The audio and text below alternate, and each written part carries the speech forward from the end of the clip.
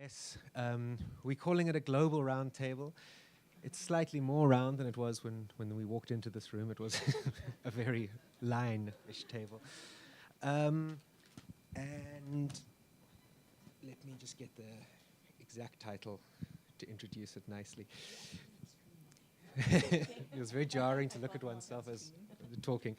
So it's the title of this round table, this half moon table, is Indigenous Knowledges and Education: Transforming Pedagogies and Practice.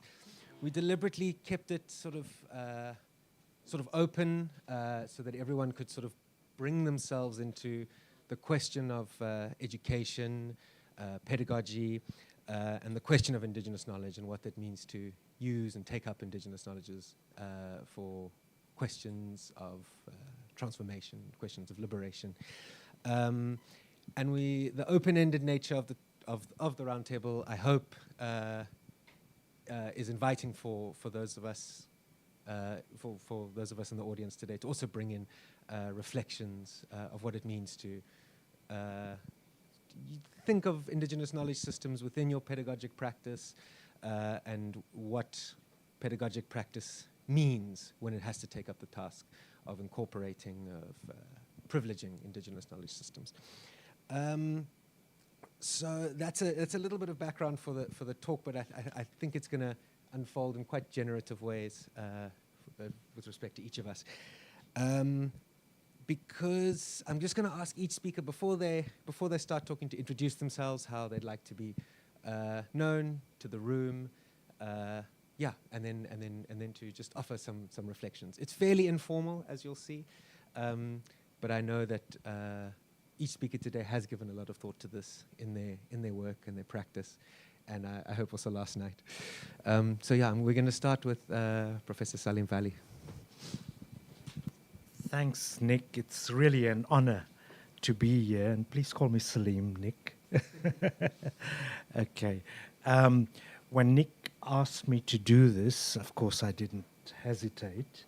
And since then, I had the flight and this morning to think about what to say. And I like the open-ended nature of this. So I'm going to weave together a few things which I think are important for this really vital conference at this point in these times, in these terrible times. I think the keynote addresses, particularly the keynote address, really clarified things and the issues at stake. And of course, the opening remarks both of Shanaz and Nick helped. So, partly I want to start off partly biographically, because my introduction to the purpose of education and knowledge, I was at the right place at the right time. So it was 1976, and I was in the final year of my high school years. In fact, I'm at Siddhat. We were in school together, and we were also, all of us, we come from that particular generation. The 76 uprising, where 800 young people were killed by the apartheid regime around issues that education was the spark. But also later in life, I became involved with the trade union movement. And for me, that was a massive education.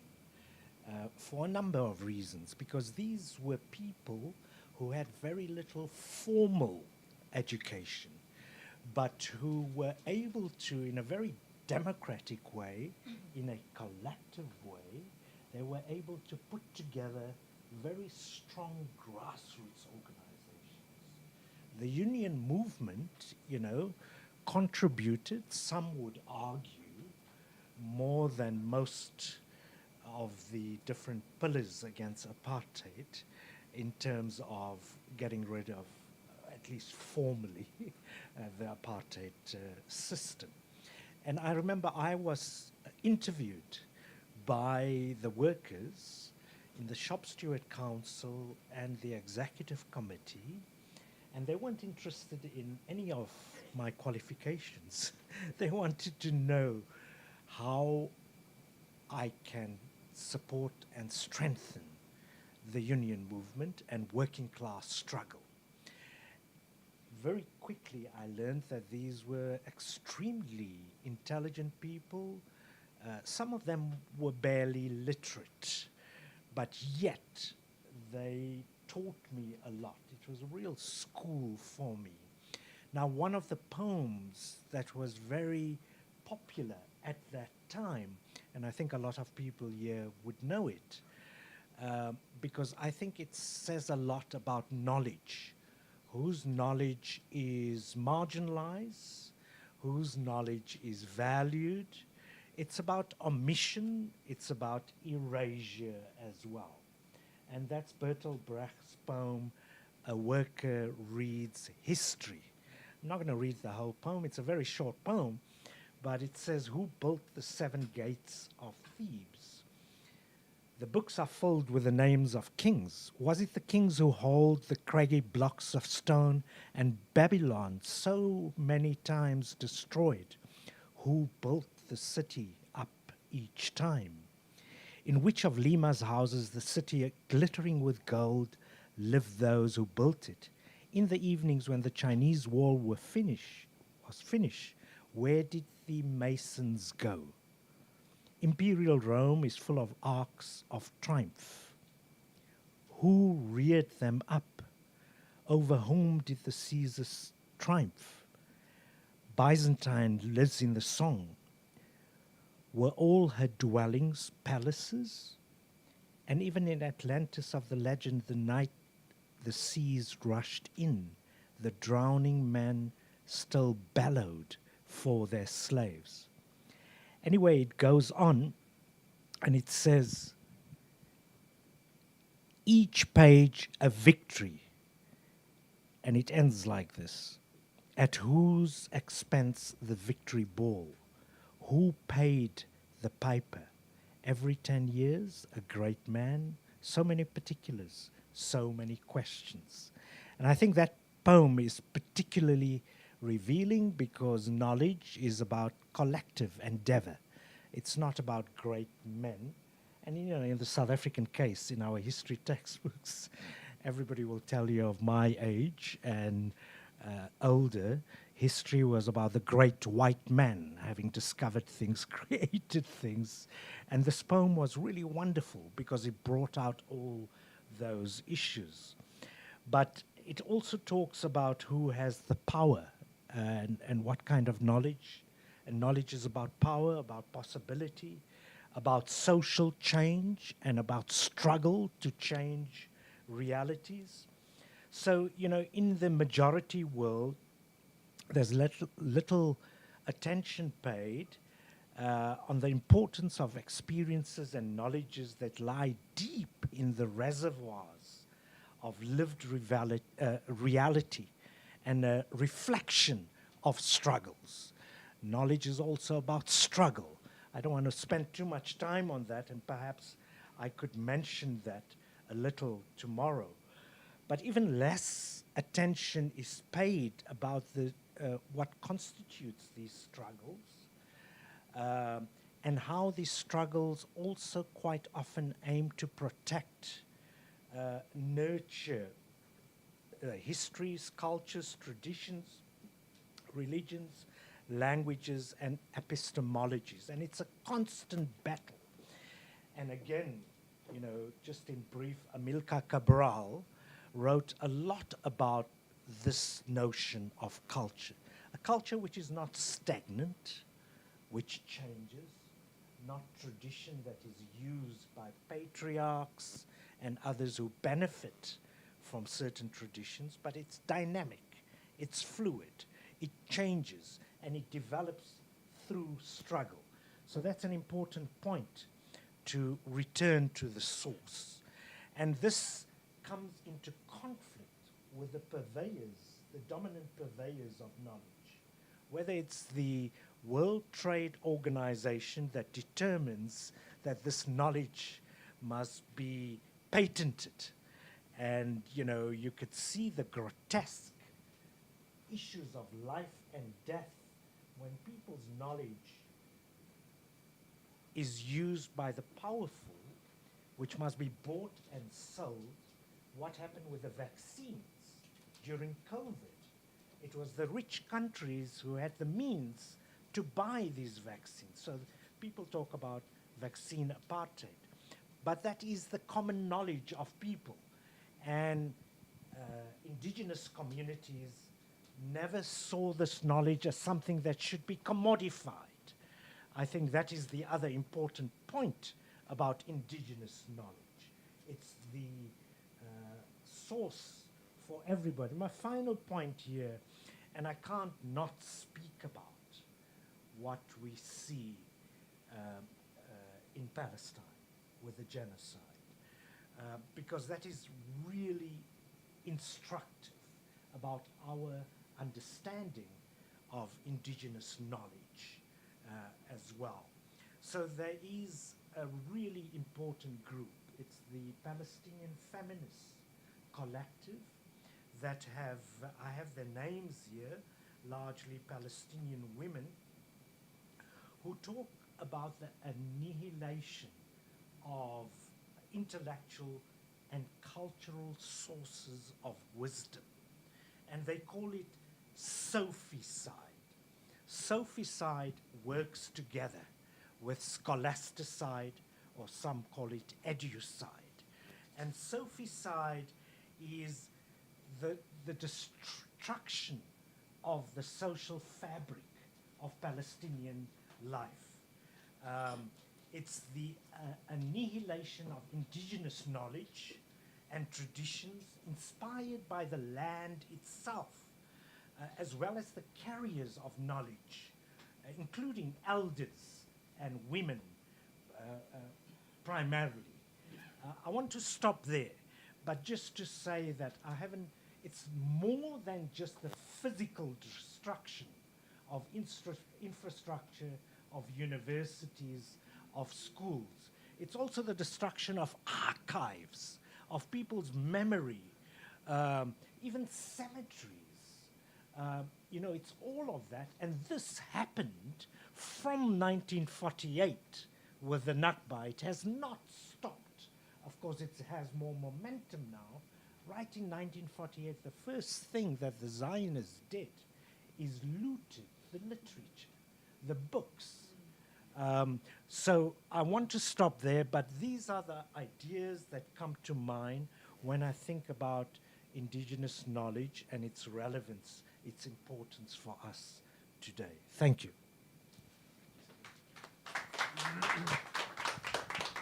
Thank you so much.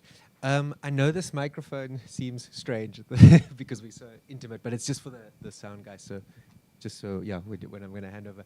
I'm going to open up Salih, that was a lot to think over, and I think sets the scene so nicely for all of us to come into.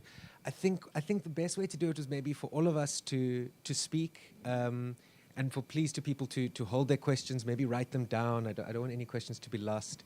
And then I think once each of us have sort of set the stage globally, we open it up for people to walk into that global space and pick up parts of the different conversation. Thank you. Yeah, and to come into the space like that, does that work for everyone? Okay, great. Okay, so yes, thank you once again, Salim. Dr. Levy, it's over to you. All right. Good afternoon. Thank you.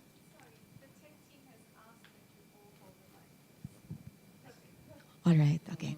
So yes, thank you, Nick, for the invitation, which I received yesterday.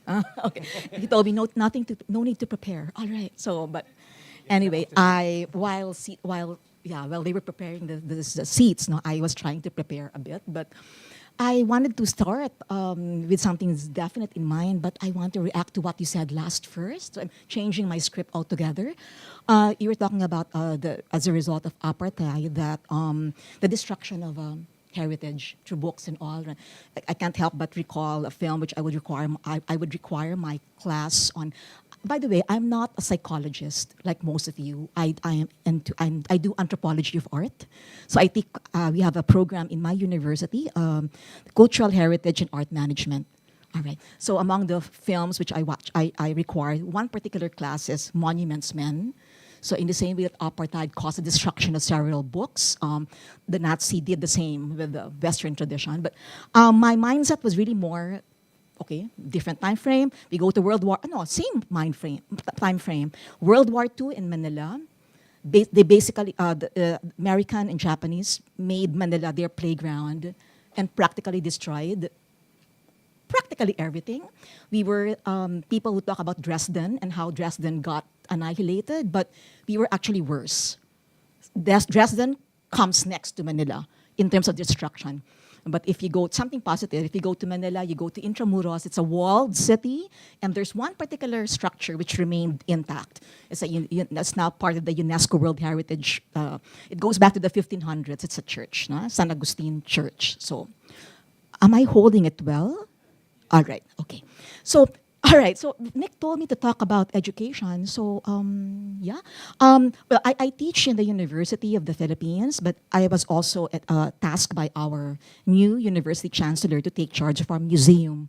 No? So so I can talk what I will share has to do with these two main task in our university. So as far as my teaching is concerned, we do have a program, as I mentioned earlier, the Cultural Heritage and Arts Management. TES the Department of TES, the Guzman, who you met earlier, is really behavioral sciences, so anthropology. But nonetheless, if we do heritage, my department, we also deal with indigenous people. But after the pandemic, things became different, more difficult with all the requirements to do field work. Okay, so I just want to share with the body that aside from indigenous knowledge, we also put a lot of premium to local knowledge. Manila, which is at the capital, belongs to an ethnic majority group. Now, 25% of Filipinos speak Tagalog, which is actually which people would call Filipino. No? It's usually how books are written if they are in the vernacular. No? But although the media of instruction in the Philippines is English, no? But I wanted to say that the place where the University of the Philippines, Manila is in Ermita, which is right outside the walls of Intramuros, which became the center of Spanish rule for 300 years, for 3 centuries. 333 years to be exact. So Ermita was always at the periphery. So so in terms of language, it was the majority. Tagalog, 25% of the people speak that, but it has always been in the periphery. And even so, after 333 years of Spanish colonization, the Americans came over and they made the Burnham Plan. They wanted to make Manila look like Chicago and Washington, D.C. And Ermita was also at the periphery. So I'm just saying that, I really appreciated our keynote speaker earlier. Now you have to keep on asking questions. You have to find ways of uncovering knowledge, because even what seems to be at the center, it is a majority Christian group. Christian entity, Tagalog, no? Because since it happens to be at the lowland area, they had to be Christianized, no? But I'm not sure if I make sense because I want to say so much, but we talk about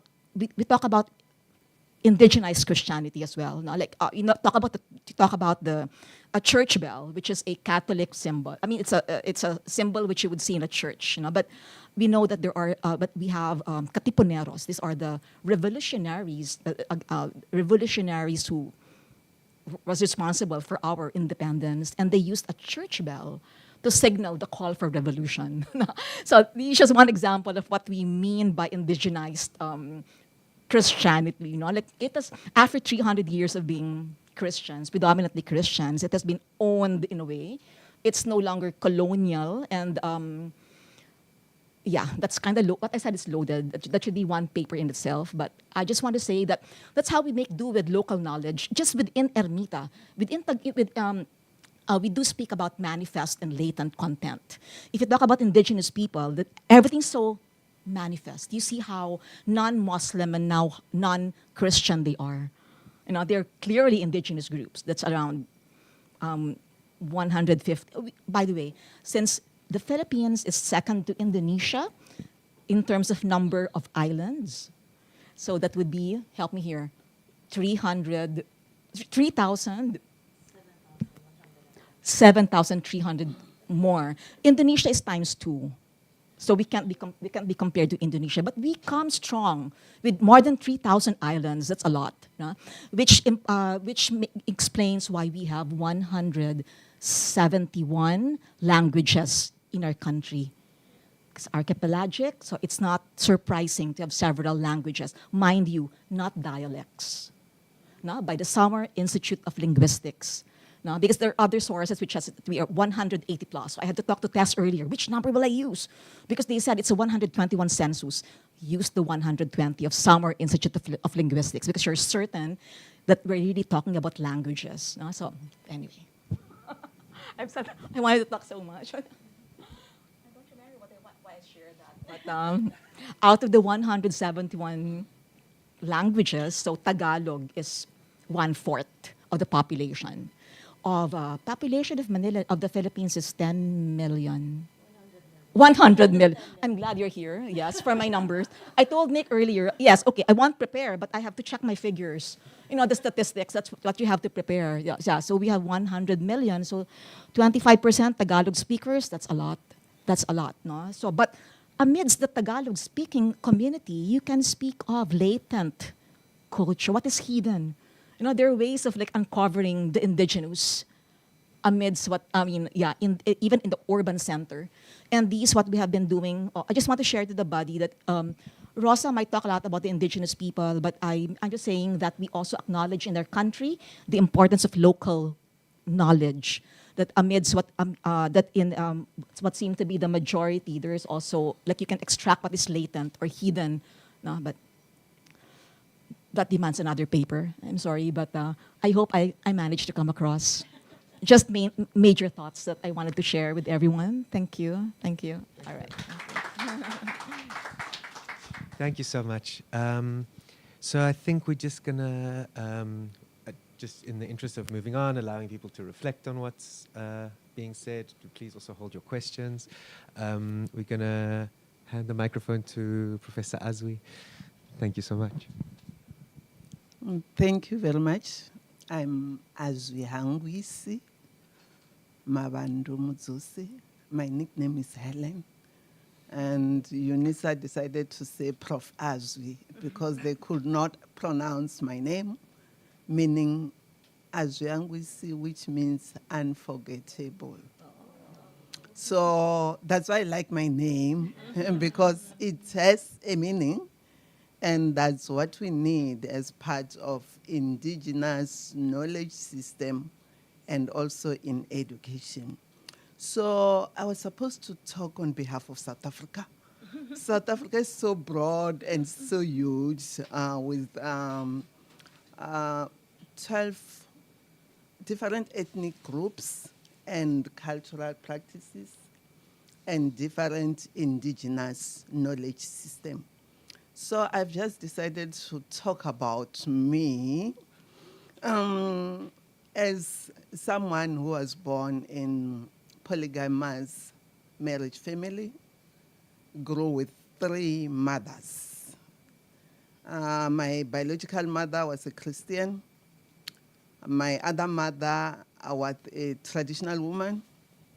My third other mother, I couldn't grow with her for a longer time. They moved out, so it was now my mom, my real biological mom, and my second mom because of belonging to one husband, but they were treating me equally like their biological child. So I grew in dilemma of knowledge and wisdom. I have to go to school. I grew in royal family where they have to do all traditional practices. My mother was a Christian.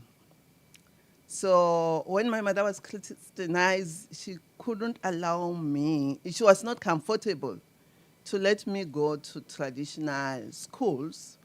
But because my other mother was protecting the indigenous system, she would say, you are going to this. There's a pre-teen traditional school where we were taught how to greet, how to respect, People who know me, they know every time when I have to greet you, I'll lie on my side because that's how we have been taught.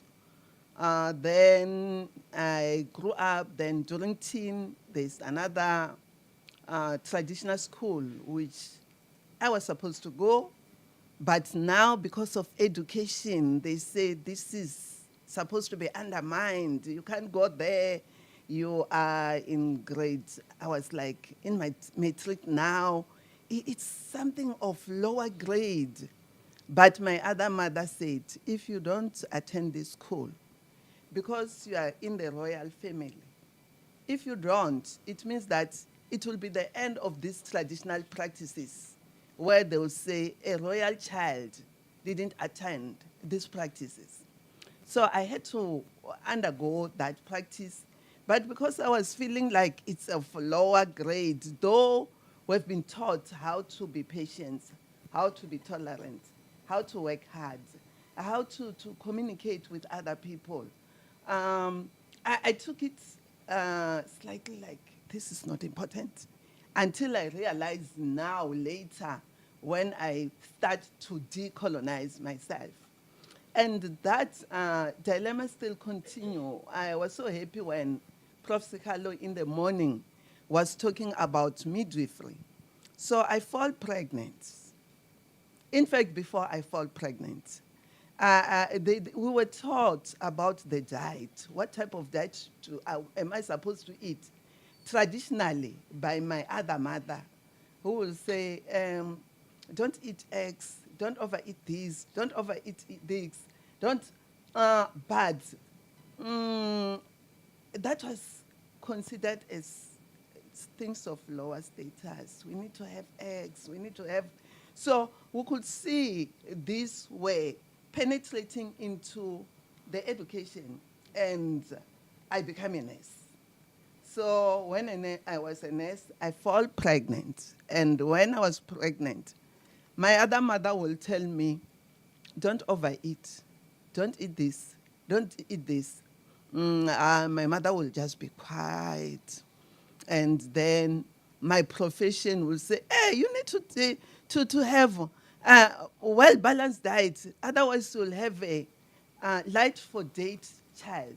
Whereas my other mother was telling me, don't overeat because you won't be able to deliver normally. The child would be so big. So you could see, but I chose the western part of it. Then I have a baby. My firstborn child was 3.5. Very big. So it was even difficult for me to deliver that child. But I eventually delivered with being cut, cesarean, not cesarean section, but episiotomy to enlarge the opening. Then I said, if I've listened to my other mother, this wouldn't have happened. But this is the curriculum which were taught as nurses, which is completely ignoring what the elderly, or not the elderly, the cultural belief system, where they know the complication of this. And where there are, like with the new curriculum, the nursing curriculum, the midwifery curriculum, it's feeding into the colonizers' project of making sure that when you cannot deliver at the clinic, the child will be too big. You have to go to the hospital. They have to call the obstetrician. They have to call a lot of people. After the delivery of the child, the pediatrician come to see my child. Is this a diabetic baby? So you find that things which would have been natural and simple, and which if with our education, we put that in as part of our nursing curriculum, our midwifery curriculum, life would have been easier, but we ignore all the things which they were saying. And also, apart from there are a lot of taboos which people will tell you, traditional, your indigenous knowledge this is a taboo. You cannot burn bush this time. You cannot make fire this time. You cannot pick maybe fruits this time. They tell us all the time of not doing the things and also the correct time of doing the things. But because of our colonization, we just feel like if it's ripe, it's ripe. We need to pick it up. Whereas we were contributing to this climate change.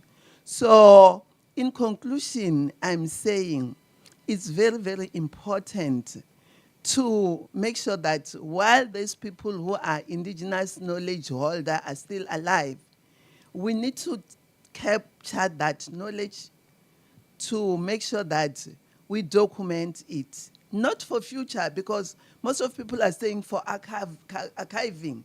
We need not archive, we need to start practice as early as yesterday. Thank you.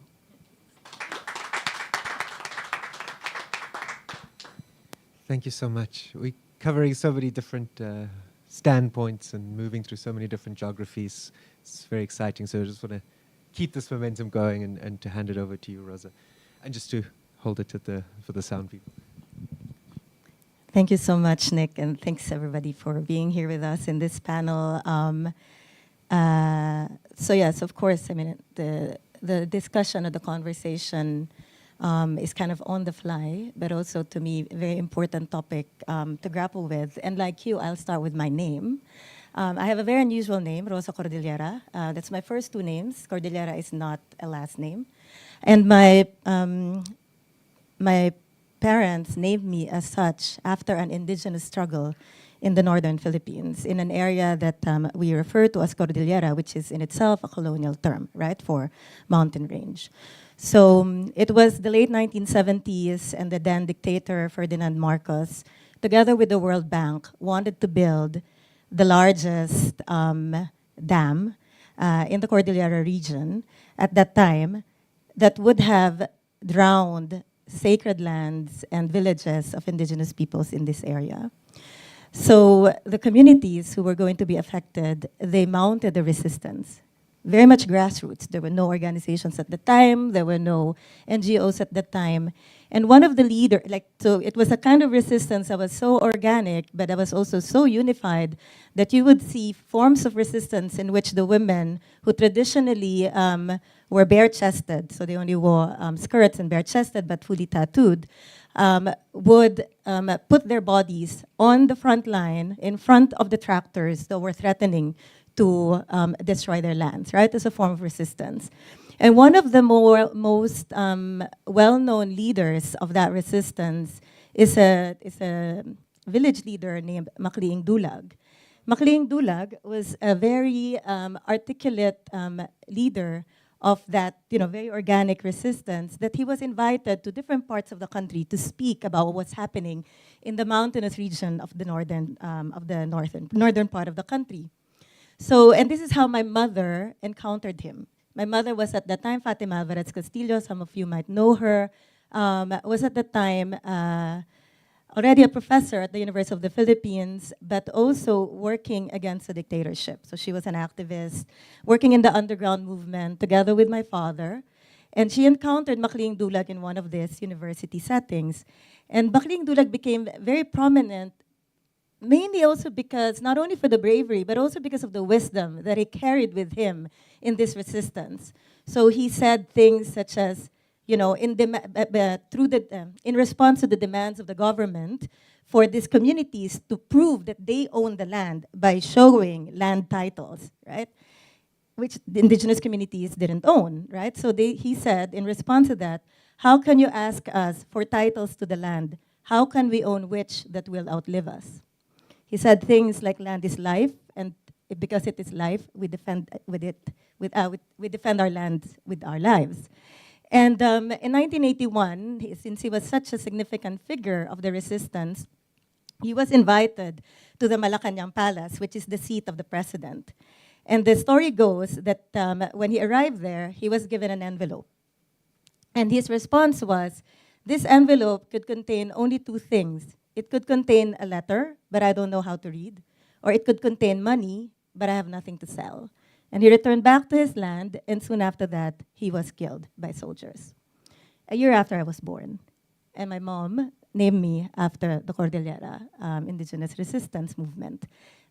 That resistance movement gave rise to the Cordillera People's Alliance, which became a very significant internationally known movement for indigenous people's rights that had also became a model for other indigenous struggles in various parts of the world that were resisting these kinds of projects. Because that resistance of the Cordillera people led to the scrapping of the project. It was a successful resistance and was the first World Bank funded project at that time that was discontinued because of people's resistance. And so it has been emulated in different parts of the world ever since.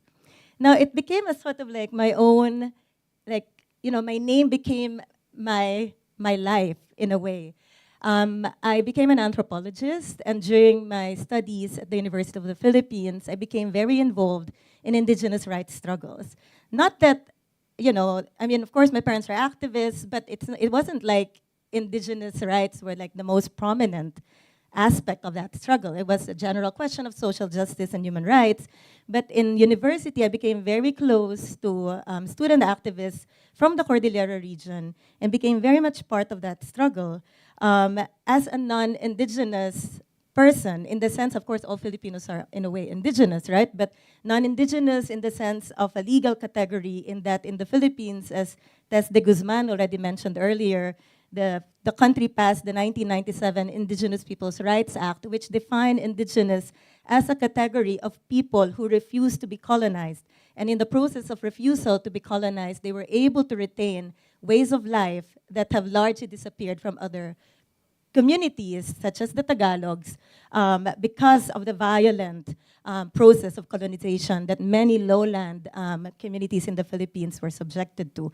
Not that, of course, everything was erased. As you importantly pointed out, many of these local knowledges remain, but indigenous knowledges, indigenous practices in the country have remained largely different from the unifying, assimilationist project of colonization that we underwent under the Spanish and under the American regimes. So the indigenous peoples in the Philippines have also remained in territories that are very rich in natural resources and have therefore been oftentimes the target of extractive industries and of its concurrent violence, right, with state violence. So indigenous leaders like Macleang Dulag have been killed. Activists who have helped them have been killed or have been imprisoned. And in my work also assisting indigenous peoples during this time and also afterwards when I worked for the Anthropology Watch NGO, where we helped indigenous communities for their rights to land and rights as indigenous peoples, and also as a musician writing music together with my bandmates on indigenous struggles, it became a very important anchoring for me to engage with these knowledges and these practices as a way of informing myself of other ways of being and knowing in the world. And so I started teaching in the University of the Philippines, bringing this along with me, and making sure that I invite indigenous activists and their allies into the classroom in order to speak from their own experiences of, you know, of their struggles and of their work. And I sit here also as a scholar who is now located in the global north. I moved to Germany in 2011, and there, of course, as a person of color, located in a predominantly white academia, these kinds of topics, these kinds of politics, this kind of scholarly activity and persuasion are not just marginalized, they are punished, right? I'm going to talk about this a bit more on Thursday during my lecture, but just to give you a figure, in a 2019 survey in Germany, out of 49,000 full professors, only 15 to 20 individuals are Black, Indigenous, or person of color. And that doesn't include me because I'm not a permanent full professor. So this is the context in which I nonetheless strived to introduce indigenous praxis as part of a broader decolonial, decolonizing, progressive, and critical body of scholarship. And I'd like to share with you two two very concrete examples of how I brought that into the classroom in majority white classrooms, where I have to say I've been nicely surprised that my students have been very much receptive to these kinds of approaches, to these kinds of conversations. And so one seminar that I recently taught, but it's a workshop that I've held together with other POC colleagues in Germany, it's called Decolonial Storytelling, Dismantling Hierarchies of Knowing Being. And let me read out to you the abstract. So stories are important epistemically, particularly as a source of other ways of knowing and being. They can open spaces of corporealities and experiences constantly and structurally marginalized and become a place of encounter to see each other beyond the dominant gaze. We thus consider storytelling as a critical methodology of working alongside and with those whose knowledges have been silenced and excluded. As a decolonial praxis, it counters harmful and dominant narratives and epistemic injustice and violence that erase the pluralities of knowing being. It is grounded on an ethics and epistemology of relationality and accountability and praxis of rehumanization and healing. So in this seminar, we wanted to expand this understanding and approach by learning about and experimenting with dynamic and creative methods of inquiry, theorizing, knowledge communication, and collaboration that center storytelling. And we engage with the following questions. What is decolonial storytelling and what can it do? Whose bodies, voices, and what forms of stories are valid and whose are invalidated? Legitimate and illegitimate, legible and illegible. What enables people to tell their stories? How are these stories received? What strategies of silencing and exclusion are in place that prevent marginalized voices and bodies from telling their stories and from being heard? And what praxis of working alongside with, instead of speaking of, about, and for, can we enact to dismantle inequalities and hierarchies of knowledge production that mark certain knowledges as invalid, illegible, illegitimate, and certain people as incapable of knowing? And what are the ethics, accountability, and responsibility of telling stories? And a big part of that syllabus are indigenous scholars. A big part of that syllabus are indigenous forms of storytelling, of oral history, of narratives. And so beyond diversifying the curriculum, actually, is making sure that it's not just the inclusion of these voices, of these knowledges, but the inclusion of the struggles in which their work are rooted in, right? So it's not enough to say, oh, you know, these indigenous knowledge systems and practices, they're an amazing and wonderful way to be in the world because they help us make the world more sustainable. But the plight of many indigenous peoples in the world are precisely the plight that we see in Palestine. People are displaced, people are killed, they don't have access to basic resources, and so without land back, without confronting issues of this inequality, this diversifying the curriculum reproduces precisely this problematic that we are countering against, right? In fact, it makes it seem romantic. And it actually appeals to the white sentiment of, oh, there's climate change, we need to address this. Why don't we go to indigenous peoples and see what they can tell us about how to live better in this world? But we're not doing anything about them being killed. We're not doing anything about them having their lands taken away from them.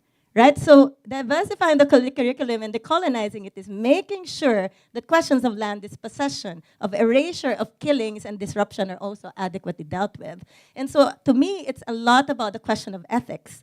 And so we talk a lot about indigenous ethics. We talk a lot about relational ontology in these classrooms. I invite indigenous scholars to speak about, for instance, decolonizing conservation, for instance. You know, like, so really like showing ways in which things are being done otherwise, that this is not a theoretical or conceptual exercise. It's praxis, and it's already being done in many parts of the world, right?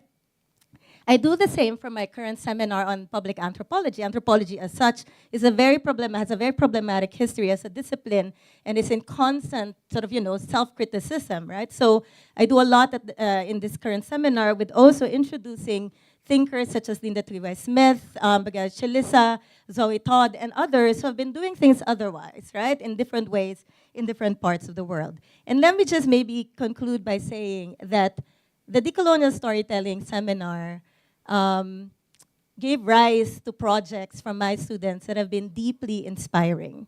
they've had to reflect on their own storytelling projects. And in the reflection, they talked a lot about the ethics of representation and of accountability, of reciprocity. So for them, there's a discomfort and a tension that I think we all have to have as non-Indigenous persons of who are we to speak about and for, right? Are there other ways to do this? And what kinds of accountability do we have if we are working with these knowledges? Who are we inviting to the decision-making table when it comes to Indigenous knowledge systems and practices? And they've been reflecting on this in very inspiring and powerful ways, and connecting it to struggles in Kurdistan, to struggles in Palestine, to struggles in Congo, to struggles of the Dalits in India, in ways that show us that all of these struggles are interrelated. And I would stop my input. Thank you so much. And yeah, just to comment, these talks are all, everything everyone's saying is so nicely moving between the macro and the micro, the personal, the political. So I just want to thank you all for that. And I'm going to hand it now to Prof. Eli. Thank you. Bismillahirrahmanirrahim. Assalamualaikum warahmatullahi wabarakatuh. Peace be upon you all. And good afternoon. I don't know what I have to tell you about, but because it just it's also a sudden assignment.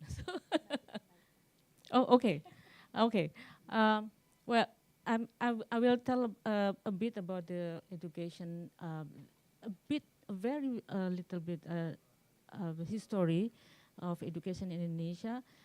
As you may all know that we were occupied by Dutch for at least 300 years, more than 300 years, yeah. And yeah, that's we are the same. And because of that, then we have a transformation in education system in our setting. Because actually, our original Indonesian people, they have education system which was run by the ulama. Ulama is Islamic teachers, Islamic scholars, yeah, and they run a school called madrasah. So that's the original school system in Indonesia actually, until the Dutch came, and then yeah, they make everything messy, and also with the yeah, our way of living, our system, they create their way of knowing to us, and it's become we have to adopt it, and that's what happened also with our madrasah. It becomes later on it becomes like optional school. Because the schools built by the Dutch are a state run by government, state schools from the basic until the higher level. And the interesting thing is that because actually beside of these troops and the military people that fight for the colony, people from this madrasah also fight for the freedom of Indonesia. We have so many ulama that is filled by the Indonesian artists, how they involved in big rebellions in Java, in Sumatra, in West Nusa Tenggara, and also in Moluccas. They are all people from sultanates, from the Muslim empire in the region. So it was I can imagine that if we didn't fight that time, maybe now we become a a developed country already, because we govern by the colony, and we become the second citizen in our own land.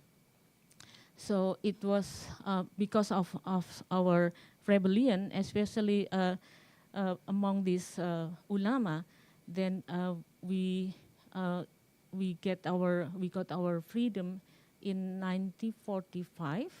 In 1945, yeah. So it's just about 80 years of our freedom, live as a free country, and now the government changed.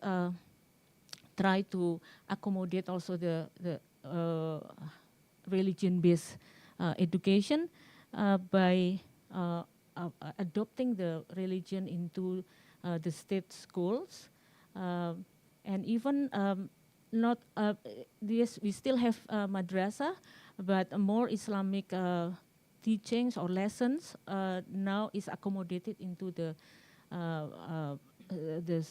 state-run schools, including the university where I work with. It's affiliated to Muhammadiyah, and Muhammadiyah is one of the biggest Islamic organization in Indonesia. The other one is Nahdlatul Ulama, and we develop our own curriculum, which is accommodating the Islamic lessons from Quran into our maybe you call it like a Western concept that we got from the Dutch colony in the past. But then also because as we know that we are exposed to white northern knowledge on psychology, for example, and other knowledge, I think, then we combine now with because we also have our own knowledge that is we believe that is also something that useful, very useful for our life. So now we have like Muhammadiyah, like my university, Universitas Ahmad Dahlan. Ahmad Dahlan is the founder of Muhammadiyah movement in Indonesia, and now we have also different kind of faculties in the university, but in all of these faculty we adopt the lessons that came from Quran, our yeah. So it is if we reflect to all of this our struggle to find our own color, as I said in this morning, it is something that is very challenging because you know that sometimes we have in the international academic standard, you have to publish, right? You have to publish your articles, your research, and mostly the reference comes from this Western or white or northern knowledge that we got from the textbooks. So this is now really challenging for us because then we have to struggle to create our own journal, international journal that will accommodate more basic knowledge that use some local references based from Quran. But it's also so fortunate that now some publisher, I think, or university, they also develop their own journals, international journals that accommodate this science that based on Islamic values. And then the last one, I just want to share that actually in Indonesia, female goes to the campus to go to school. It was our hero is Kartini.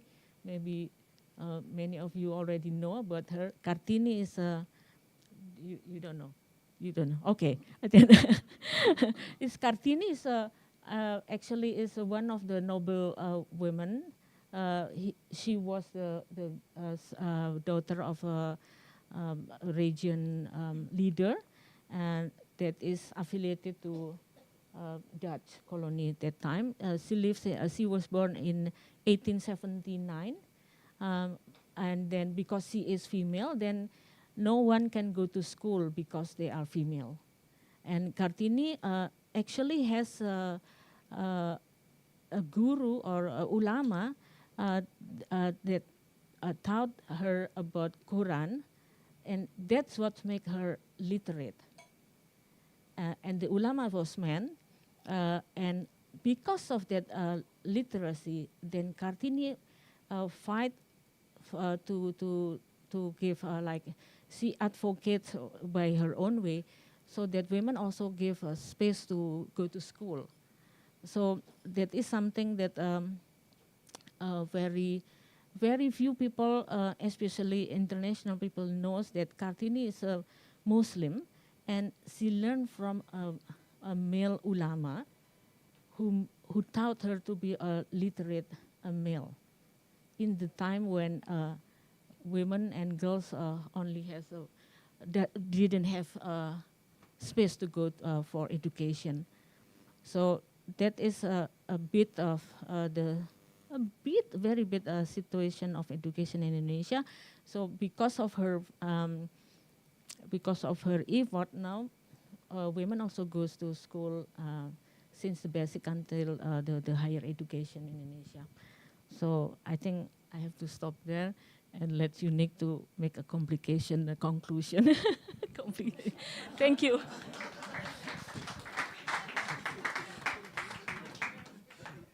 Thanks. Thank you, Ellie.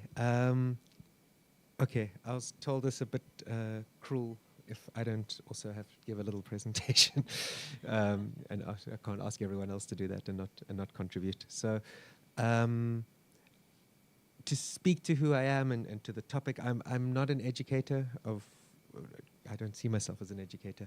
I work at the institute, the UNISA's Institute for Social and Health Sciences.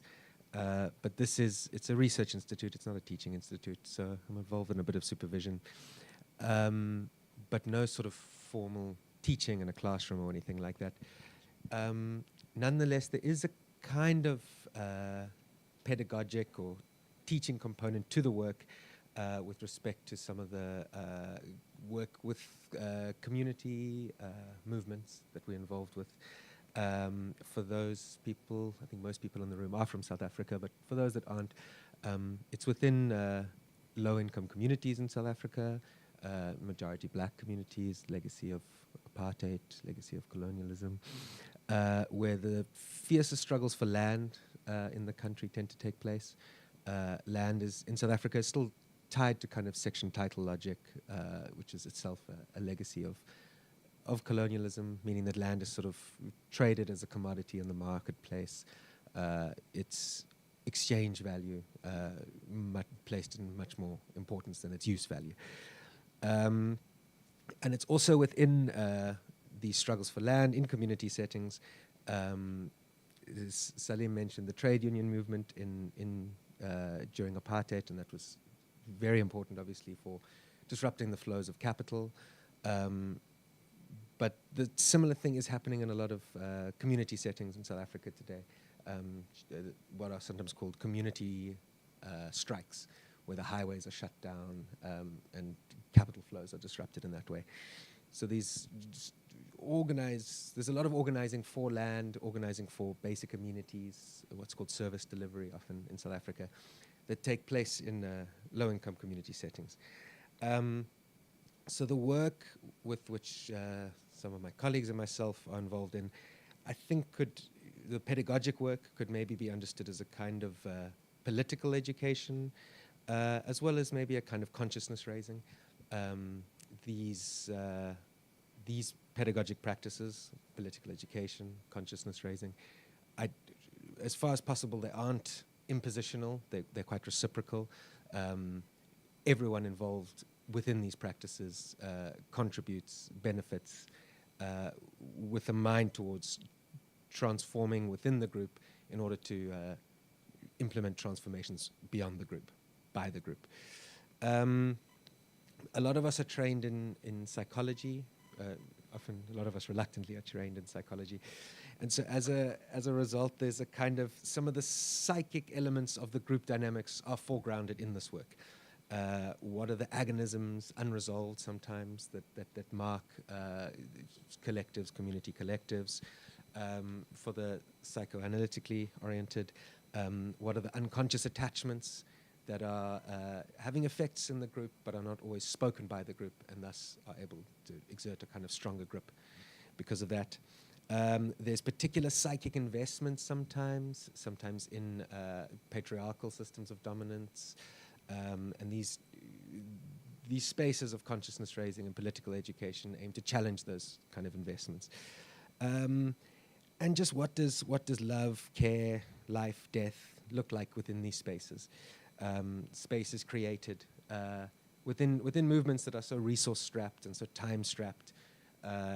Struggle's not always a choice, it's a necessity for survival. Spaces like this can be quite important for kind of consolidating movements and working with movements to do that. So that's kind of how I understand the pedagogical practices with which I'm involved in. But I think what we found, my colleagues and I, is that these practices of education, pedagogical practices, what I'm calling them here, I'm not sure what the most appropriate name is, but if they aren't rooted in local knowledges, if they aren't rooted in indigenous knowledges, they don't take root. Of course they don't. They're impositional, or they sort of lack the teeth to kind of, grip people. They fall flat if local and indigenous knowledges aren't foregrounded. And it's important therefore to bring sort of indigenous knowledge systems into these movements that resist racial capitalist powers, that, as Professor Safla said this morning, these powers degrade and they destroy knowledges so they can justify degrading and destroying the lives associated with these knowledges and those who hold these knowledges. And of course, this happens in South Africa, it happens all over the world, it's happening in Palestine at the moment. Scholasticide, educide is part and parcel of the genocide. And so there's a lot of different projects that this work takes place through, and I'm giving a kind of broad sense of it. But the work that I'm most involved with is to try and to take on this task of political education, or to maybe to seize the means of knowledge production in a way that's grounded in local knowledges, is through documentary film production, something I knew very little about a few years ago, but now I seem to do it quite often. It's important not to give a sort of, I think there's a kind of liberal view of documentaries. We watch the documentary, our consciousness is raised, we go out and we change the world. That's not how we try to do the documentaries there. So it's not the film itself that sort of raises consciousness in a sort of simplistic way, but it's at these public screening events where these agonistic dialogues are brought in. People watch the film, they react to the film, the struggles presented in the film, and space is created at these screening events between, well, I'll discuss the particularities of the screening events, but that's how we're sort of envisioning them. They're spaces of political education, spaces of consciousness raising, where indigenous knowledges are, we hope, ideally foregrounded, and spaces in which the conversation moves through agonism. It doesn't move through neat synthesis or neat consolidation. The tension is welcomed into the space. We've produced 2 documentaries. There's a kind of third one in the works. And the way that they're sort of structured broadly is that they tell the history of the communities. Some are older than others. And the point is always not to bring, this is the story, this is the history of the community, but to bring in a number of different knowledge forms within the telling of this history. And they don't need to synthesize, they can contradict each other. And generally at the screening spaces, more histories are brought in to complicate it further. So that's the one aspect of them. They tell the history. They also try and root everyday knowledges of the community brought into the documentaries. So this is things like what's sometimes called the solidarity economy in South Africa, worker cooperatives, etc. Clean energy and recycling initiatives, sustainable farming. These are all part of sort of the everyday quotidian fabric of the community. The third aspect is to talk about the organized resistance in the community. How is resistance organized? What role does knowledge play in organizing resistance in communities? Often done through what's called a committee within the community. How does the committee disseminate knowledge? How is to democratically constitute knowledge through the committee? What are the problems in this? And there are plenty of problems that people tend to not turn away from. And then the last one is to lobby. Sometimes the documentaries lobby for a particular issue: water, land, etc. Okay, so just to maybe end here. The screening events that I mentioned for these documentary films, they're kind of sites of education, as I say, rooted in local knowledges. Salim mentioned Bertolt Brecht earlier, and I think some of us probably know. His plays made use of a number of techniques to institute what he called the alienation effect, to make sort of what we take as familiar seem a bit strange, and it makes us look at them again, question them again, and to not take it for granted. In some ways, to situate what's taken for granted as taken for grabs. This thing can change. And so these documentaries also kind of make use of this alienation effect. That has a German word that I can't pronounce. That's it. And so what I found to be the three most kind of powerful kinds of audience engagements at these events. Sometimes they're open, sometimes everyone can come, sometimes they're more invitation-oriented and for strategic reasons. But the first is between comrades, between people fighting within movements, fighting for particular things. The screening events, service spaces in which people can air grievances. Sometimes they're age-related. It's the younger comrades of a different vision of liberation to older comrades. Sometimes it's rooted in various social asymmetries, race, gender. And it's important. Well, I've found it to be. It seems to be an important thing to have these spaces for comrades to have open dialogue with each other, and what it would mean to bring these things into the open, to consolidate movements through them, and to acknowledge them, and not to neatly resolve them, quickly resolve them. The next one is between different communities whose struggles are sort of artificially segregated, and to make links between different local struggles, for ecological struggles, land struggles, service delivery struggles, and also global struggles. More and more at these community meetings, we'll see things, kafirs, people are mentioning the genocide in Palestine. This is becoming an important way to organize local struggles, to situate these local struggles globally.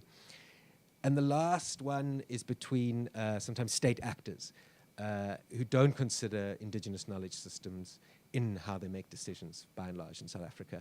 And to invite state actors to these screenings, sometimes very tense, but it's an important sort of agonistic engagement to highlight local knowledges in social movement building, in making demands, in how social movements make demands to state actors. Okay, I'm gonna stop there, and I think if people are all, maybe we can give everyone one last round of applause. And just to open it up, people don't need to ask questions. People can share their own, or respond, or even to us if anyone else here wants to say something. Just to open it to the room. Yeah, Shahida. I want to start. Thank you so much for everyone. Maybe I just want to start with a comment. What it was like for me as a South African. I think I want to speak now as a South African, right? What it was like for me to listen to you speak about your colonial experiences. I mean, because you get so caught up in your own struggle and the frustrations and the intolerance and the impatience for what we experience. I'm talking about the ongoing coloniality, right? I mean, we're done with the colonizers have gone, but they're actually still here, right? So you get very, very impatient and the frustrations with that. But listening to you, I mean, one of you said about how Christianity became indigenized. I think you spoke about it, and I was like, because you know, as a Muslim child, I was also socialized with Christian worship. So when I hear certain hymns, even now as an adult, or I go to a Christian memorial service, I get very emotional because religion is about belonging, right? Not necessarily about a belief system. So, you know, so it just made me think about, I don't know, so many things listening to you as an outsider, you know, and there was a comment, there was something that you said about being in Germany, you know, and for me, Germany is just the scariest place. Sorry.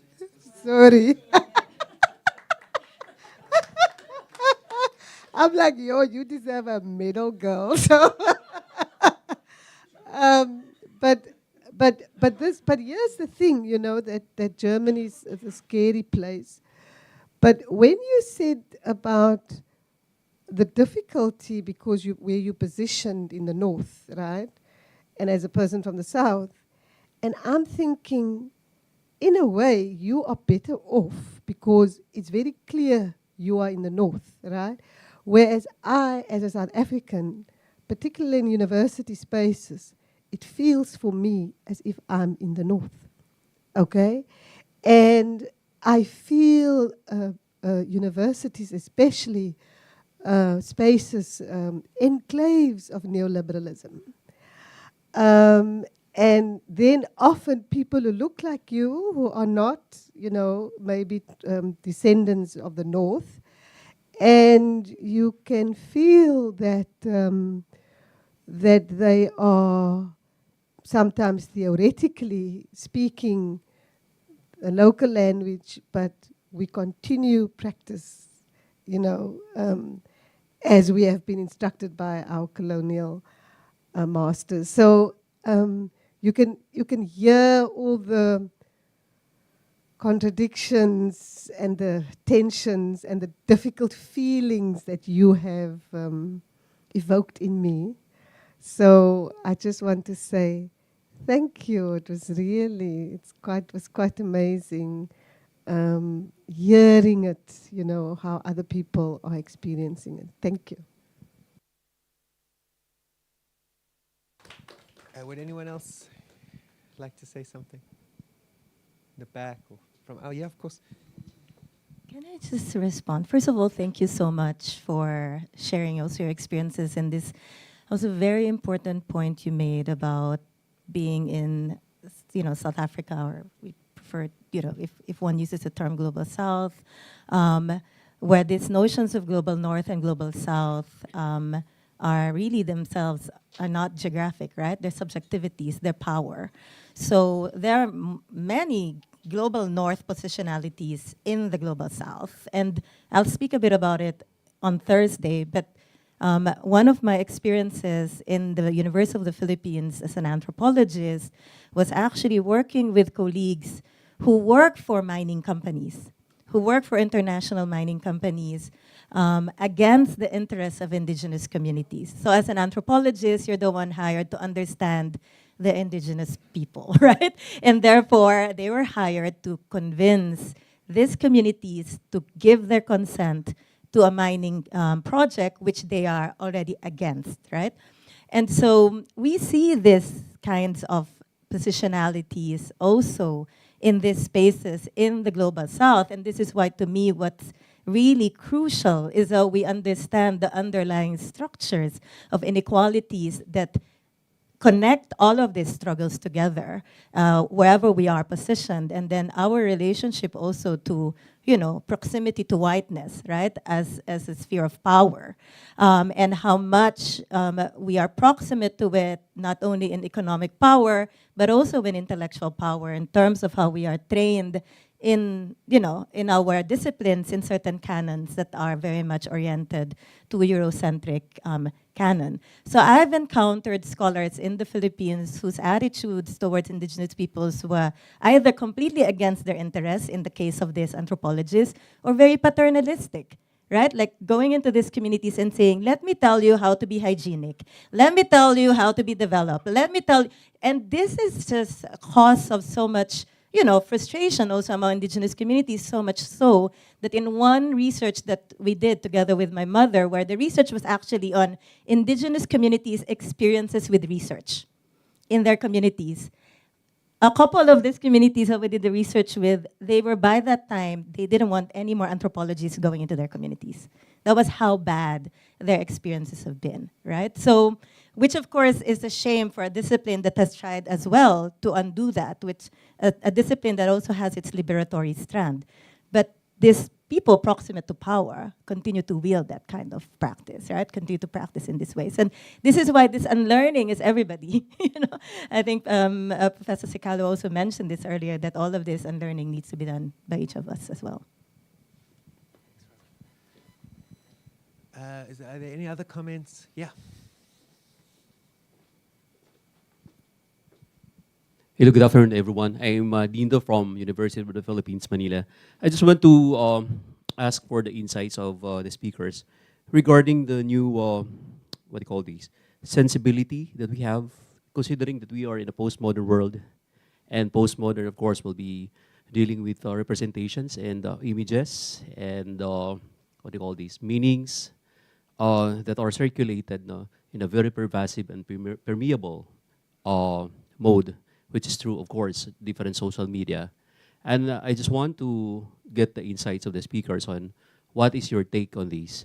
Will it be a move towards more colonization of the knowledge system, or will it be liberatory and critical to the homogenization of culture in different parts of the world, which is, of course, been penetrated by social media and other platforms? Thank you. Thank you. Does anyone want to take this one? I'm just attempting this. I don't have an answer.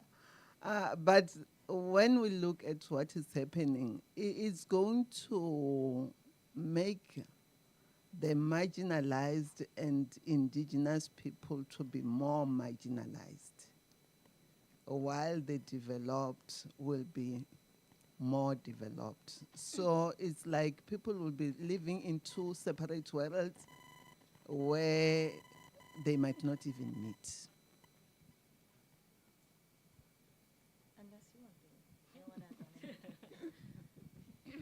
Yeah. I think I want to give a comment for Dr. Dindo.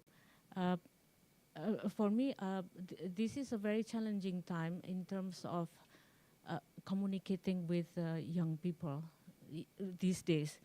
We usually call it as Gen Z. Yeah, Gen Z. Yeah, it is. It is very difficult to talk to them, and I mean, we have to struggle to find the best way to communicate with them about what's happened, about maybe also about history. For our, maybe from our era, learning about history is just read the book and go to the museum, and then we can understand what happened in the past. But for Gen Z, they are not exposed with more unlimited information from everywhere that we cannot control, because they have access with the internet everywhere. Even if we don't provide it at home, then they will find in the cafe or in the university. They have free access for internet, and they can they can absorb everything from the internet that is beyond really us as parents, also as teachers in the university, so that it is talking what are we going to continue to be a liberatory, then that's a different struggle, because we have to find the most suitable way how to communicate about this. While through my experience with our students, talking about religion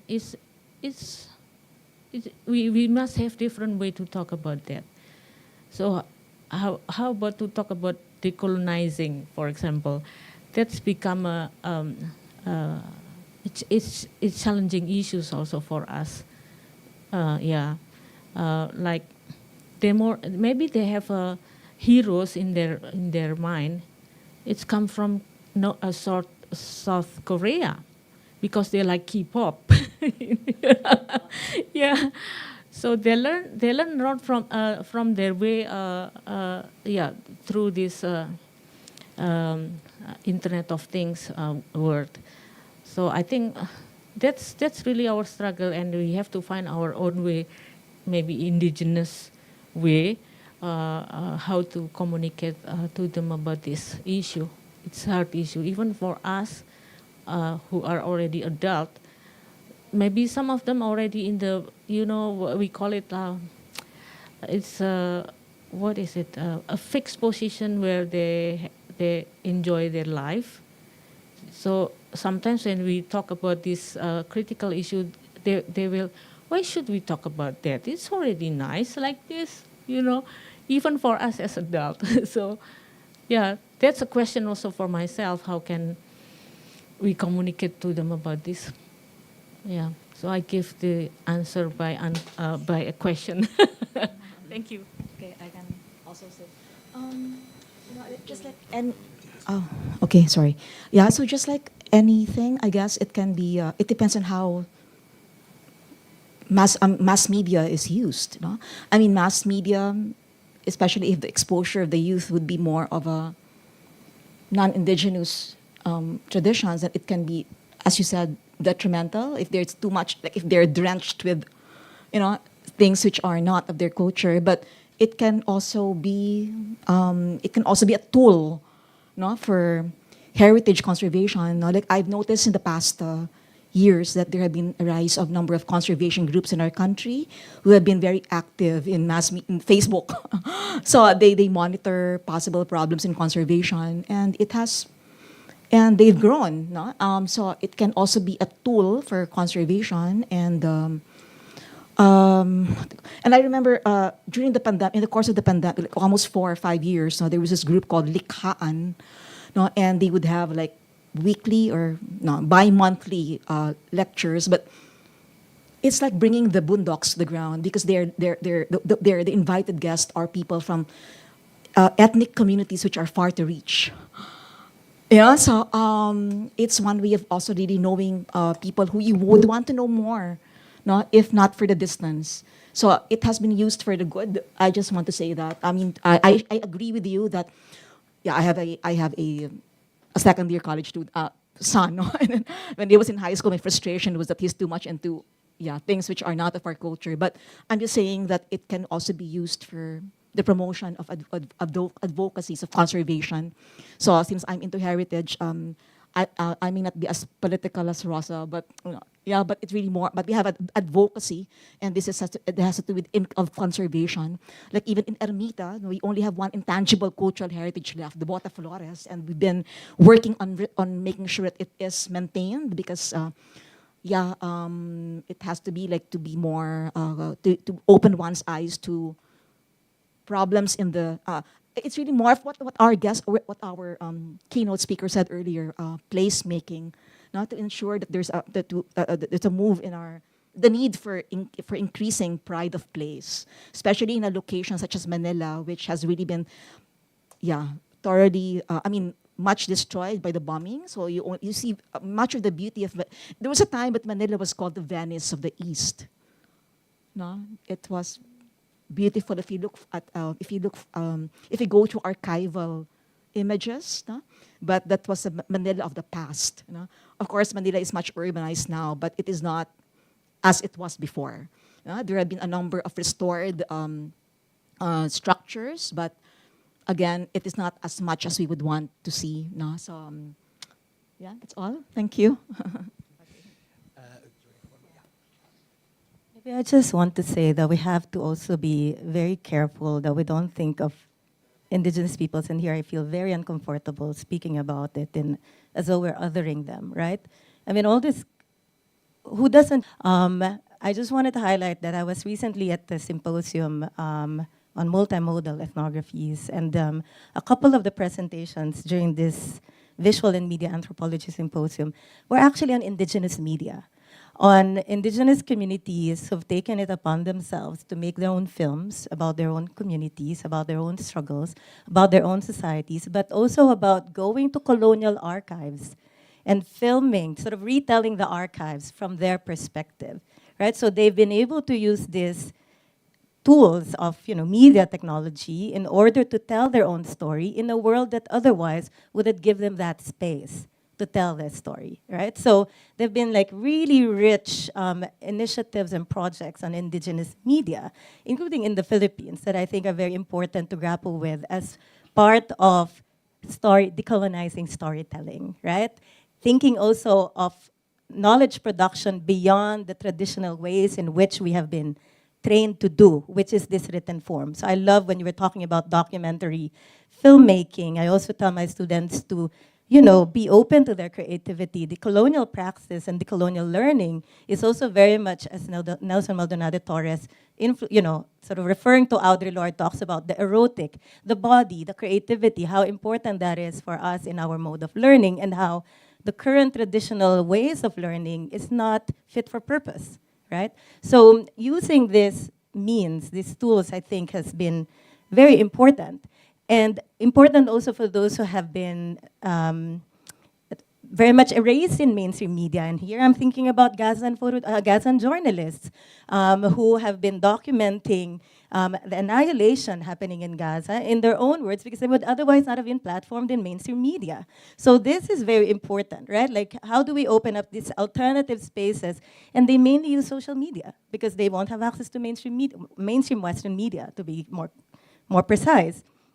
At the same time, of course, I think there is a caution to be said about, and here again, this is a discussion that we had at this symposium about showing dead people carelessly. So in this indigenous media discussion, for instance, like people would just, they were critiquing how scholars would just show these archives of faces of people, of ancestors who've passed away, carelessly showing it to the public without the permission of people who are related to this who have passed away, right? So this indigenous sort of, work has actually alerted us that this is in itself a form of violence, no matter the good intention, right? So one of the films that we saw during that symposium prefaced the film by saying, some of the people you will see here have already passed away, as a gesture to that, right? And with the full consent of the descendants of the people who are featured there. So I think there's all this like tension about how this is used, and of course, people would read this media in multiple ways. So we can never have one reading of this outputs, right? Of what circulates and how they circulate and how they get, how they get used or misused. But just to say that there are ways in which we can learn also from indigenous communities who've used media in order to amplify their methods, their approaches, their ethics, and their struggles. I think there's so many aspects to this, and it's many issues and areas. But, the whole question of postmodernism and post-colonialism, it's been a debate in academic circles for a long time. In South Africa, in certain circles, they would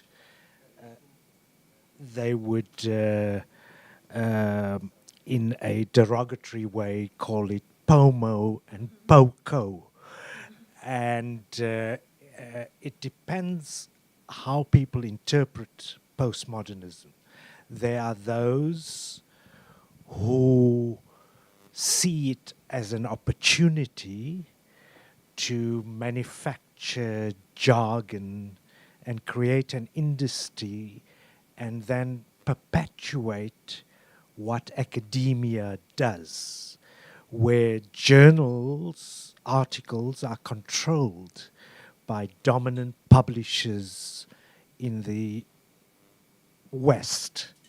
There's about 4 or 5 that control 90%, and they constantly make huge profits. And there's a specialized language by some of these intellectuals, to such an extent that some of them believe that there are no universal truths any longer. And that could be interpreted about seeing yourself differently in a privileged way outside of the messy struggles against exploitation, oppression in all its forms around the world. So I am, a bit, this is not to say that I'm a believer of, I believe there's knowledge is so broad and it's so wide, and people need to get a chance to do that.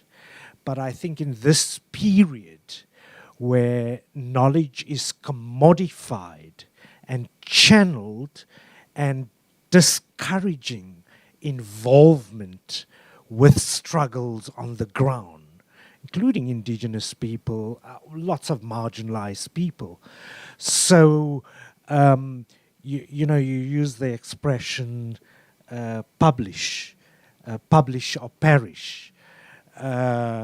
There's this wonderful Howard Zinn in the US who says, we publish while others perish. And that is so true today.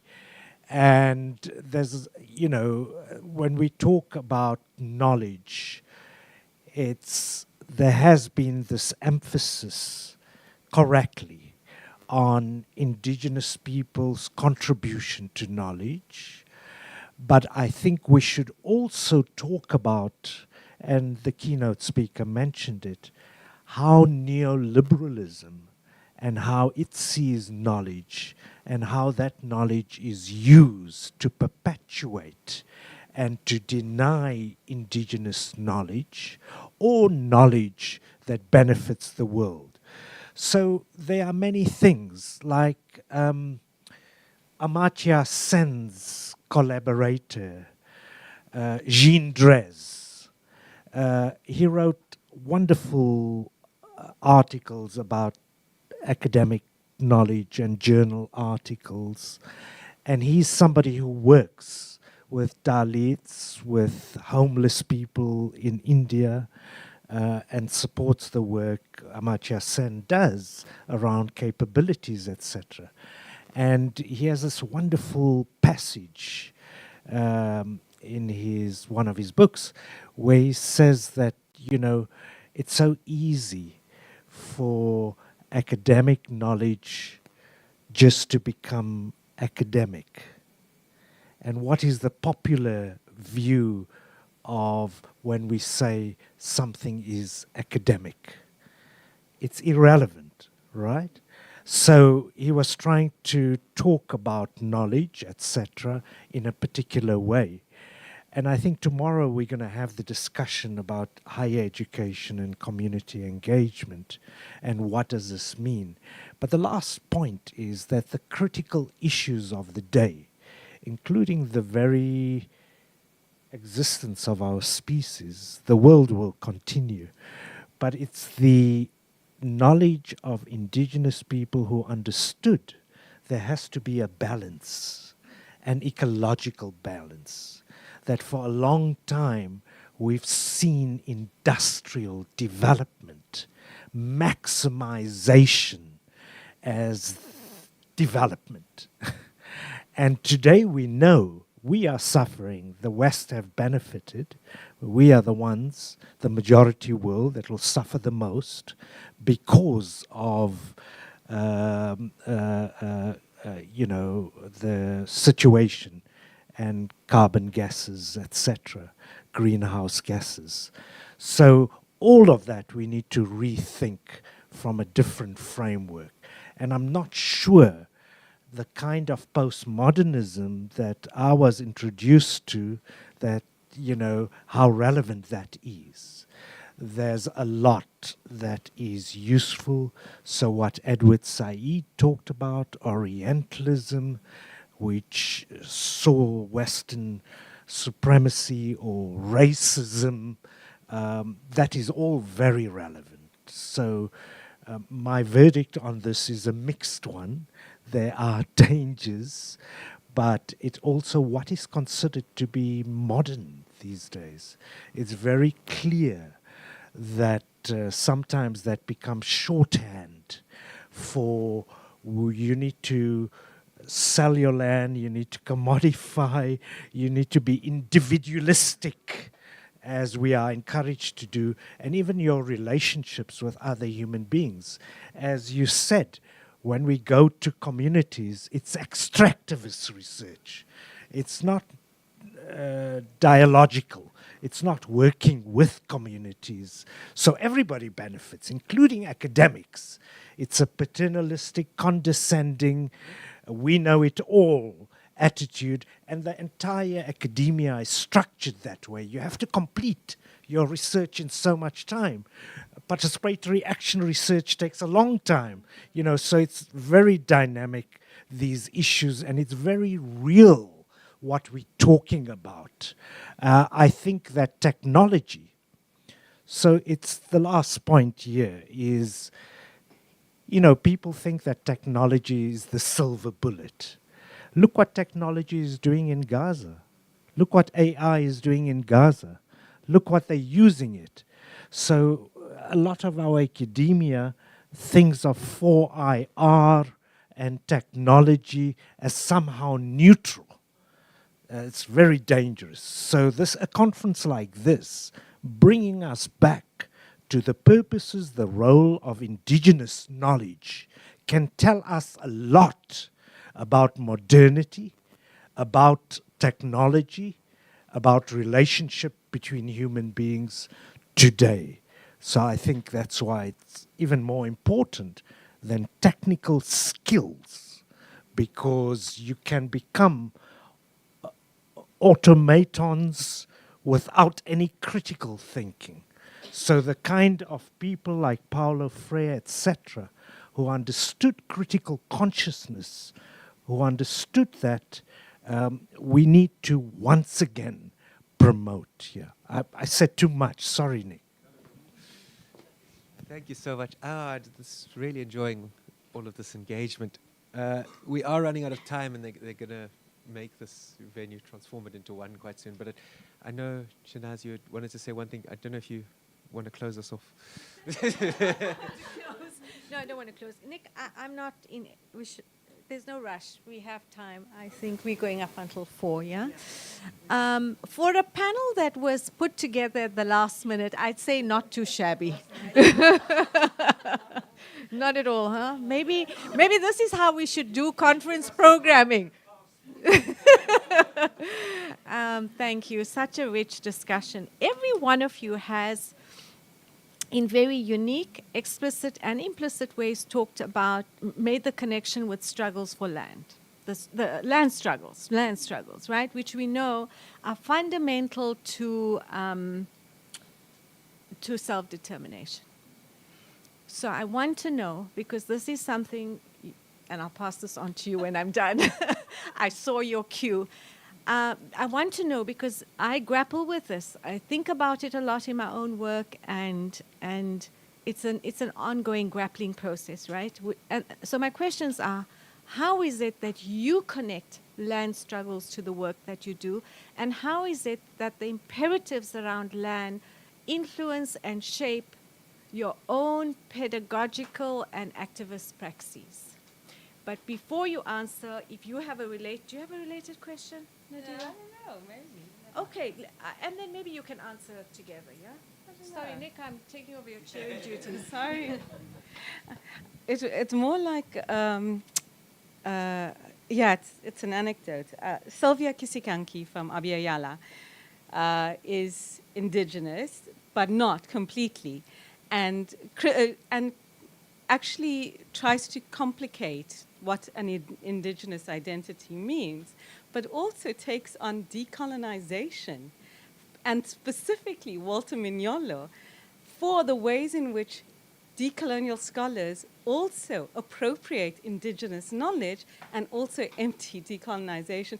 So in response to the idea of what postmodernism has done to decolonization is the perpetuation of postmodernism within decolonization again. And so it's really important to go back to a lot of the indigenous women who are trying to complicate these notions and access to knowledge, and whose knowledge and how you're constantly rethinking the whole question of knowledge production itself.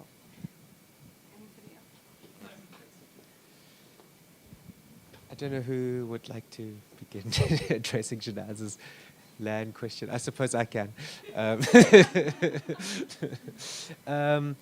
So, as you were asking it, Shanaz, I was quickly writing down sort of 3 ways that I think, at least what I spoke about, land is figured in that work.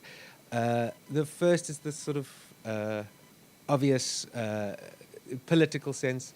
Land has not been, hasn't really been much even basic, meaningful land reform in South Africa. Land remains, as I said, a commodity to be bought and traded and speculated on in the marketplace.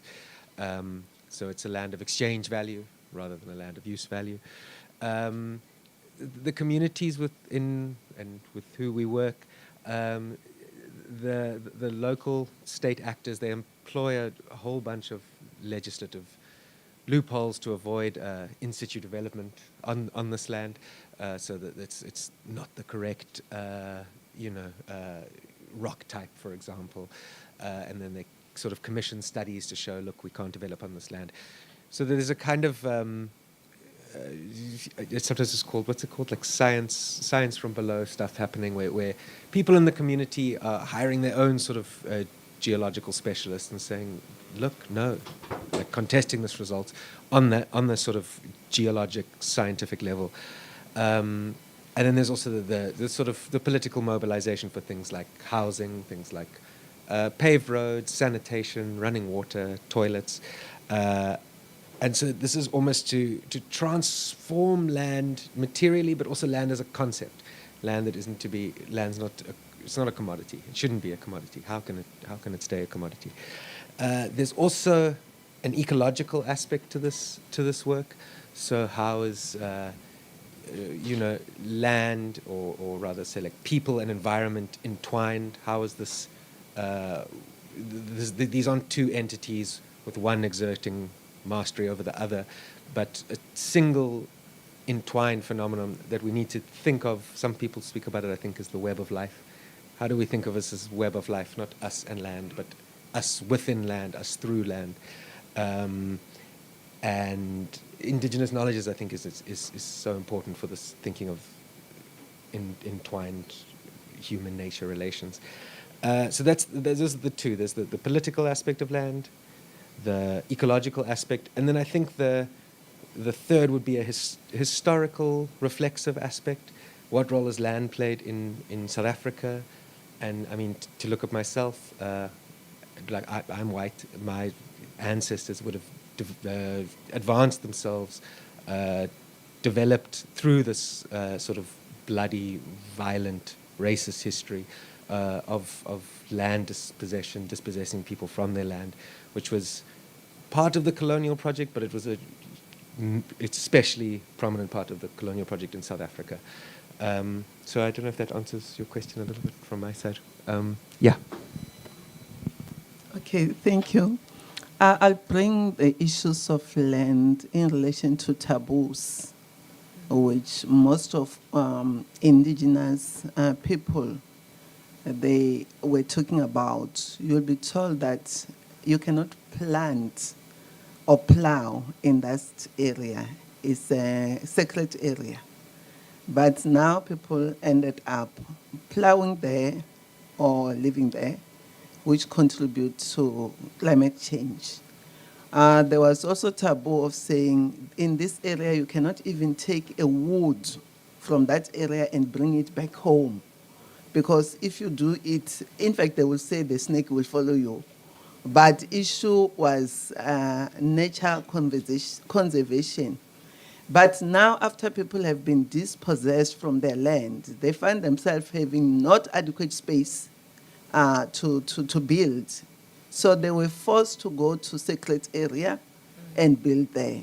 Build around the, like, what is it? The bridges, not the bridges. The river, around the river, where they were not even supposed to do that. And which is contributing to most of the problems we are seeing today. So I can just bring that. For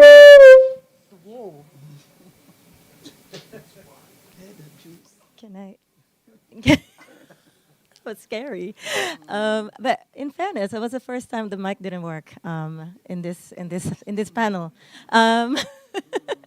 I just wanted to first comment on what you said.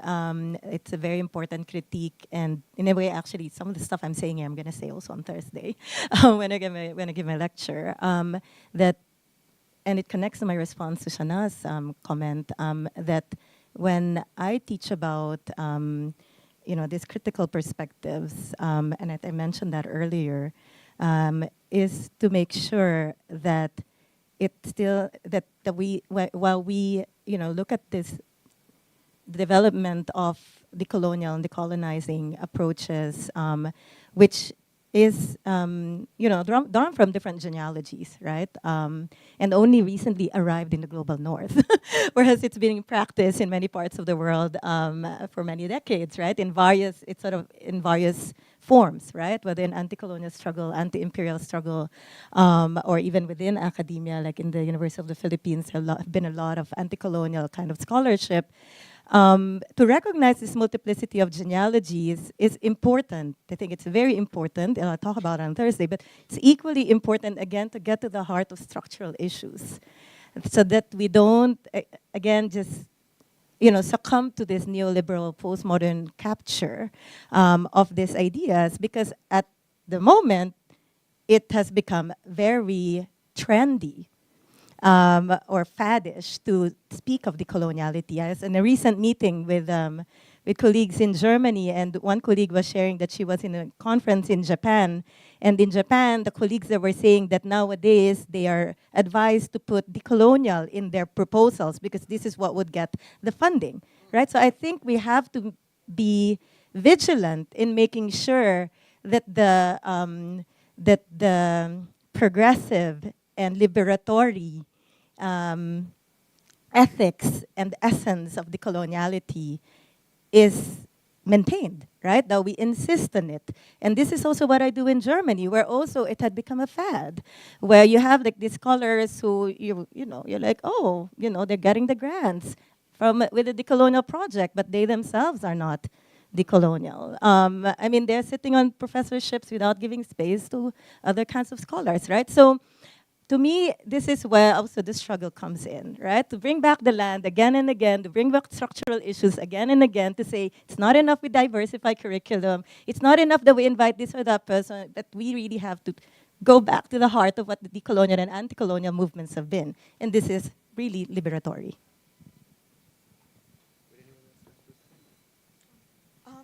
Okay. Just to add, thank you for, I'm learning a lot by sitting here, but I also just want to share one experience, the experience of Manila, a case where heavily bombed, and which used to be the area where where most of the rich and famous were. But after the bombing, Manila, the people, of course, had to move elsewhere. So it's a concern of displacement. Okay, so you have your heritage with no people, without the people who used to value them. So you have your place where pride of place has to be needs to be instilled in the new occupants. So anyway, just have to do with each has a different concern, but there's really a need for conservation advocacy in this place. So kind of different slant, but nonetheless very important. Yes, thank you.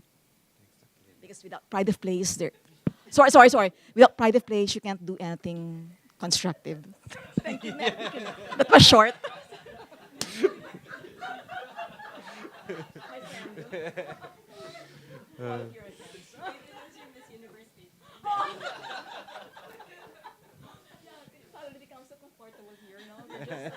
Conversing with one another. Are there any last, Salim or Eli, would you like to comment on? No, it's okay? Okay. Maybe that if people will agree, this is a nice place to end this. I got really a lot out of this thing that Shanaz said. We assembled quite hastily and maybe less than 24 hours ago. so thank you so much to all of you. All of you immediately said yes to this. Just to really appreciate it on behalf of everyone here, and thank you for those who engaged. Thank you. Pleasure. Thanks, everyone. Oh wait, sorry. I was sent an announcement from up top. So this is just to say that this is a friendly reminder. Hello. It's a friendly reminder that tonight we're going to host the gala dinner and the 19th annual Peace, Safety and Human Rights Memorial Lecture. It's going to be a really, really wonderful lecture, and it's going to be, these are all going to be one room. They're going to be made into one room. So it'll be the same venue we had this morning. Dinner will be from 6:30, and the program will begin at 7. I really would encourage everyone to come. I think it's going to be a really, really fantastic job.